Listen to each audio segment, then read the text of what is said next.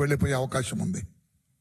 నేను ఎవరిదాని పేర్లు నేను చెప్పను, అందరికి అర్థం అవుద్ది. రాష్ట్రంలో ఎవరు పాస్పోర్ట్ వరలరామయ్య సీజ్ చేయమంటున్నారో అది అందరికి అర్థమవుతుంది.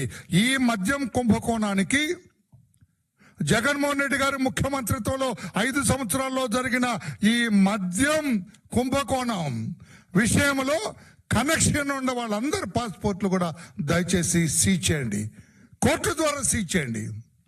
You file a memo in the honourable court. అయ్యా వీళ్ళకి సంబంధం ఉంచేటట్టుంది, ఈ రాయి వీళ్ళందరికి తగిలేటట్టుంది, ఇందులో భాగస్తులు వీళ్ళందరూ కూడా పట్టమని ఎగిరిపోయి. ఆ రోజున అలర్ట్ చేయకపోతే చెవిరెడ్డి ఎక్కడుండేవాడండి? ఈ రోజున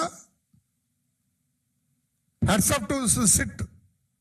ఆ రోజున సిట్ యాక్టివ్గా ఉండకపోతే, వాడిని పికప్ చేయకపోతే ఆ రోజున ఎక్కడ ఉండేవాడు?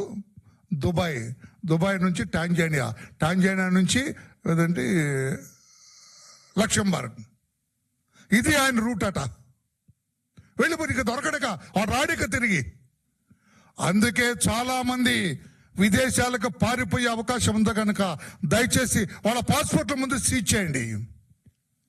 వాళ్ళందరికీ లుక్అవుట్ నోటీస్, ఒకవేళ అమాయకులు ఒకళ్ళిద్దరు ఉన్నా కూడా నథింగ్ రాంగ్, లుక్అవుట్ నోటీసులు ఇచ్చేయండి వాళ్ళందరికీ. Till this SIT completes their investigation. SIT దర్యాప్తు పూర్తయ్యేంత వరకు వీళ్ళెవరూ దేశం విడిచిపోవటానికి లేదు. విదేశాలకు పోతే తిరిగి రారు.